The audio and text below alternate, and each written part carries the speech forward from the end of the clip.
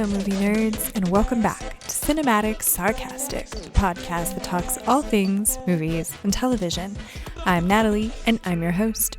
Now, Netflix released a couple of things back to back. The first was a film titled The Wonder. The second was a TV series called 1899. Now, this episode, we are going to start off talking about The Wonder, and that is because I have much less to say about it. And then do stay tuned. In a couple of days, I will go ahead and release an episode covering 1899, so stick with me for that. Now, The Wonder is a historical drama starring Florence Pugh. It is meant to be set in like 1859, 1862, somewhere around that time frame, and it is a story talking about a little girl who supposedly has lasted 4 months without eating a single thing. Florence Pugh plays a nurse from England who travels to this girl's home in order to kind of watch over her, I guess, and see if people are sneaking her food. There are several things that I did not like about this movie, and I will start off by saying that I did not finish it. Now, I don't mind in most cases when films or television series like break that fourth wall and end up having a character or part of the story sort of interacting with the audience itself. Fleabag is the first thing that comes to mind that I thoroughly enjoyed, and they did that quite a lot. Like the whole entire series, the main character basically talks back and forth with the audience. Not back and forth. I mean, obviously the audience isn't speaking back, but you get what I'm saying. What I don't enjoy about breaking the fourth wall is when they take you out of being able to be immersed in that story. So for me, why it worked in Fleabag was because you could still feel like you were part of the story itself. And even so, you're like even more involved because the main character is kind of speaking to you directly. And I enjoy fourth wall breakage in those scenarios. But The Wonder, The Wonder started off making me want to hate it, is what it did. So The Wonder's opening sequence has narration over a sound stage. So it shows you basically in the opening of this film, the sound stage where the film was made. And it shows you a couple of the different sets that they obviously built out for it. It zooms in on one particular set, and that's kind of where the film itself starts. And it then kind of sucks you back to 1859 or what have you.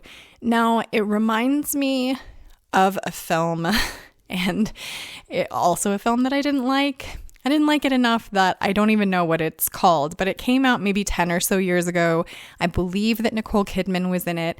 The entire film was set up similar to the play, I believe, in that there were no sets or anything of that nature. They had just put tape on the floor to represent like the different rooms or different places that the characters would go. And I hated it. I hated it. So for me, like the immersion and being able to actually step away and have that escapism in a story itself is why I love movies and television so much. And I think I've mentioned that quite a few times in a few of my episodes. So if you start out a film showing me behind the scenes of how you've made that film and kind of immediately taking the magic away from me and then telling me, oh, no, but be involved in this story, it's very hard for me to like clip back in. And to me, it's your job as a filmmaker to, once you've already taken me out of kind of really what I enjoy about film is not really, knowing how it's made and all of that stuff. Like I enjoy watching like behind the scenes filming stuff, but typically I enjoy watching those sorts of things after I've already seen and enjoyed the film as a film. So as a filmmaker, if you're going to pull me out of it from go, then you have to do something in your story quite quickly to pull me back in and get me like reinvested in watching your film and reinvested in the characters that you're about to tell me a story about. The Wonder does not do that. I wonder if anyone read through this script without being bored to death. The Wonder is so boring. It's so boring. I only made it about 30 minutes in because there was absolutely nothing about any of the characters that I was invested in any way, shape, or form.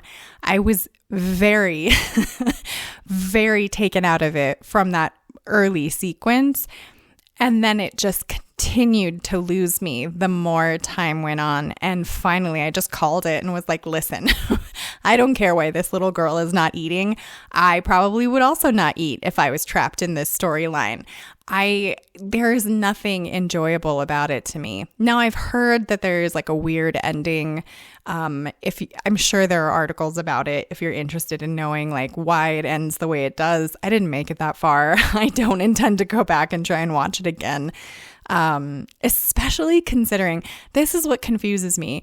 Netflix having both of them, and I understand Netflix really isn't involved, but why release something that's super boring and then a day later release something that's more interesting? Like, you're kind of pulling your audience away from that particular film. I guess in terms of things, of course, everyone has probably the time to watch the film and then also get into the television series, but I don't know. I mean, I maybe would have stuck a gap in there of more than a day, unless they just kind of knew that The Wonder wasn't maybe going to be a huge hit. But for me, it was definitely not a win. I don't know. You guys are going to have to let me know what you thought about it. But those are my thoughts on The Wonder.